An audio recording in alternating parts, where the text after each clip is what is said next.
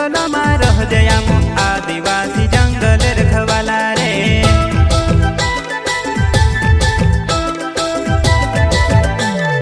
चल जंगल जमीन काजे पूजे रे आदिवासी दुनिया ने रखवाला रे।